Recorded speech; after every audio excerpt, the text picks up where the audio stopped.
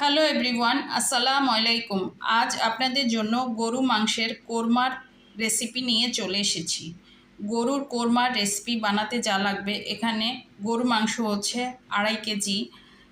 আদা হচ্ছে 2 টেবিল চামচ, রসুন হচ্ছে 2 টেবিল চামচ, টক দই হচ্ছে পরিমাণ মতো, তেজপাতা হচ্ছে 3টা, এলাচ হচ্ছে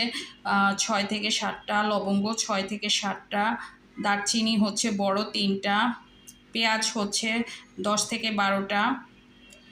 মেথি হচ্ছে পরিমাণ মতো, জিরা হচ্ছে পরিমাণ মতো, গোটা গোটা মরিচ হচ্ছে পরিমাণ মতো, তেল হচ্ছে পরিমাণ মতো, লবণ হচ্ছে স্বাদ মতো, কাঁচামরিচ হচ্ছে 1 টেবিল চামচ, গোটা মরিচ হচ্ছে 3 থেকে 4টা, লাল মরিচ হচ্ছে 1 টেবিল চামচ, লেবু হচ্ছে বড় একটার অর্ধেক। পরিশেষে রাঁধুনি মাংসের মশলা